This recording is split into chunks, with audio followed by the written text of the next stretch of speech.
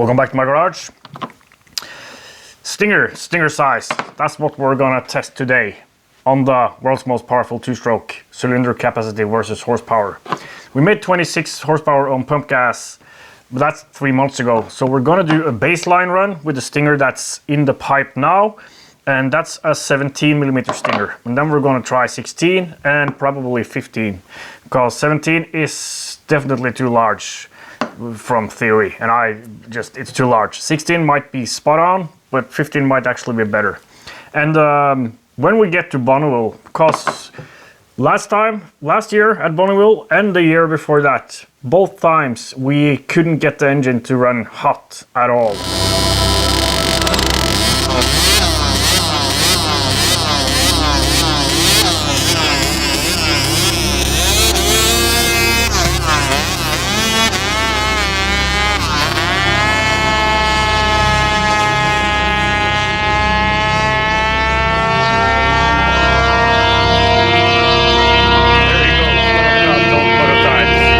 And head temp at the absolute highest was the 200F, so that's half of what it can be at peak power.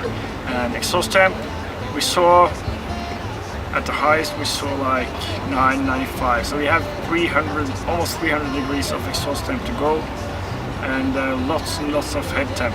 And I think the reason is stinger size, because we tried everything else, like the whole range of different AFR and timing, and nothing really mattered. Like, it just ran worse, even though you could lean it out until it wouldn't run at all, and it never got any hotter.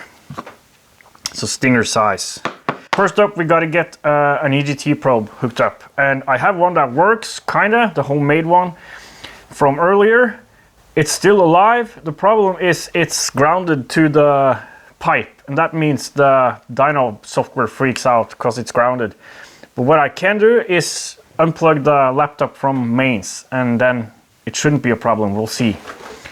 First, and then we got to check if my coolant pump still works, because it was frozen solid earlier. And that's it. Okay. First, let's check if this probe actually works. And it does.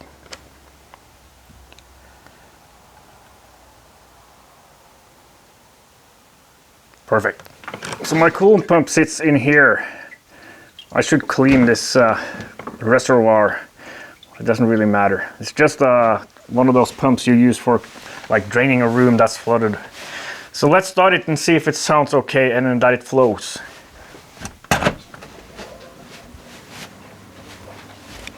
Seems like it's perfectly fine. And I can hear the flow through the engine. There's no leaks either that I can see. Could be leaking into the engine, but I don't think it does, as this was drained when this drains, like self-drains, when I shut off the pump. It is freezing cold here, so I'm gonna turn on the heater for a bit, so please excuse the noise.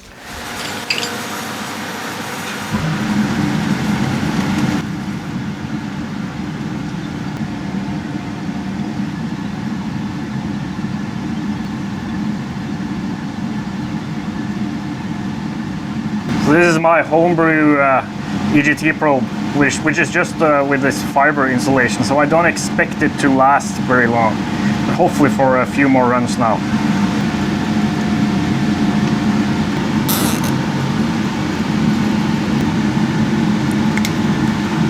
As you can see, we're just seeing random noise here now, but I think if I unplug it,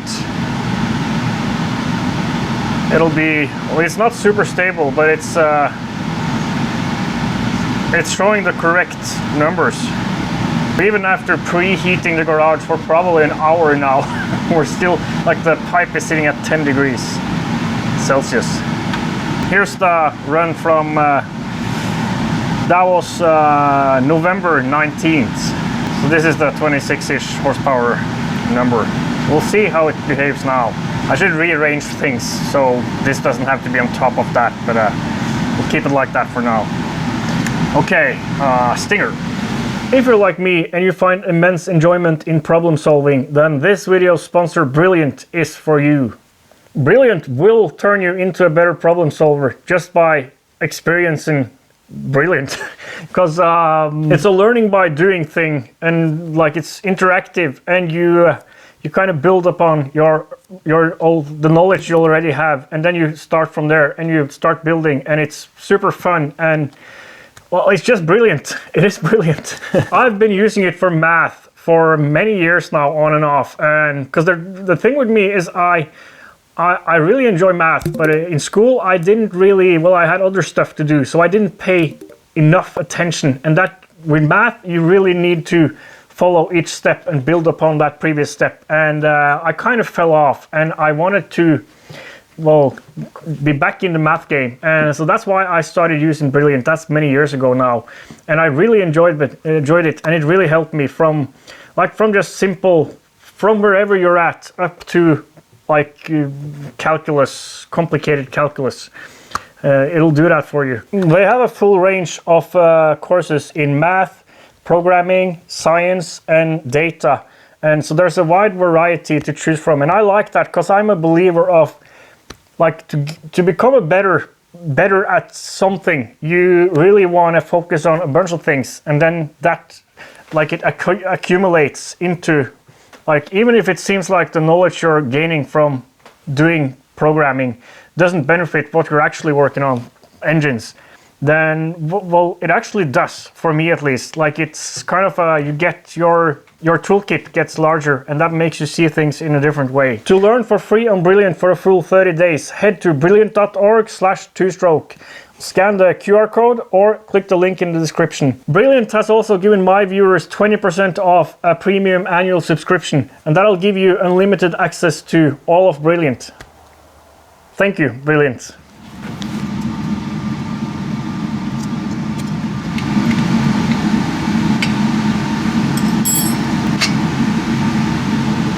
So that's 17. And now we're putting in the 16mm stinger restriction. And you can see how I've made these so that the end of the cone here is in this. That's why they're so big.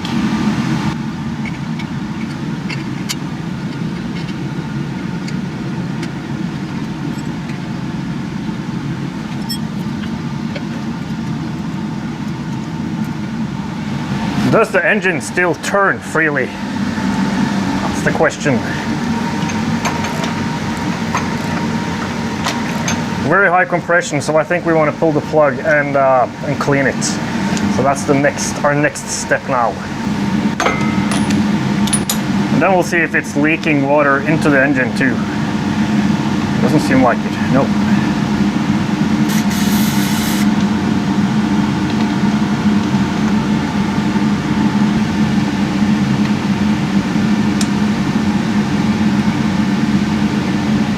Okay, exciting. It's been 84 years, and I can still remember the smell. Well, see how it behaves.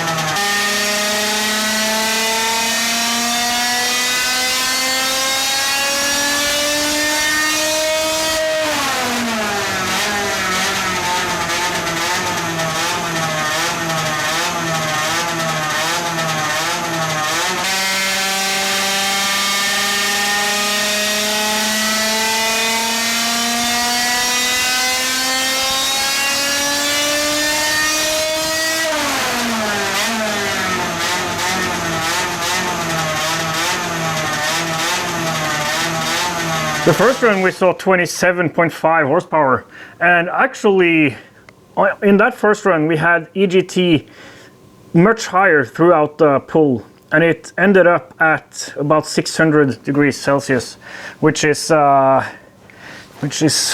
sort of weighs like no, I don't think I can set imperial for temperatures only here. 27.5, then went down to 25 and up again to 26. That was when, so what happened here was it's running rich. I'm pretty sure it's running rich, but we're not going to play with fueling now, because we're going to play with stinger size, and a tighter stinger might make what seems rich now not seem rich with the tighter stinger.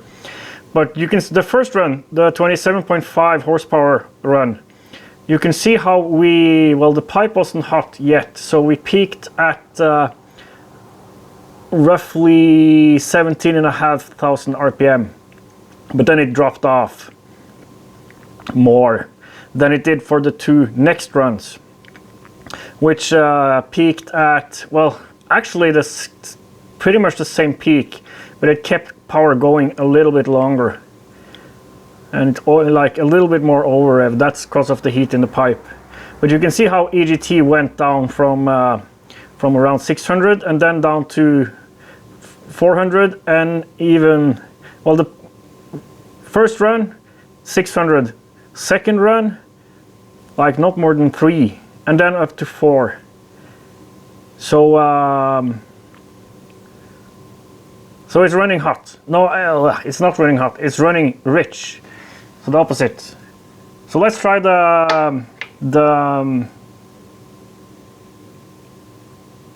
oh, I forgot to do the baseline, didn't I?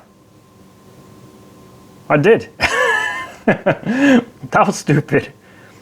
I was supposed to do a baseline run with the 17, and I didn't. Okay, so I'm not sure if I don't think I want to test the 15 actually then, because 16, let me do a quick calculation here, just the theory of it to see. This is Fritz Overmars's calculation, which is 3.1 times the square root of crank horsepower. And let's say we have, let's say 28 horsepower. And that says, so that rule of thumb says 16.5 stinger size with 28 horsepower. And that's the precondition, or the requirement for that is, for that number, is that everything, that it's thermally sound. And this engine is very much thermally sound, at least now with the coolant system we're running. But no, I think we will have to, I don't want to melt the engine, because I think maybe the 15 millimeter stinger might do that. This is for Bonneville stinger, where elevation is, we're steering at effective elevation at Bonneville throughout the day can be as high as 20 times higher than here. That's why we need a much tighter stinger, because air pressure is so low there versus here. I'm gonna reheat the garage.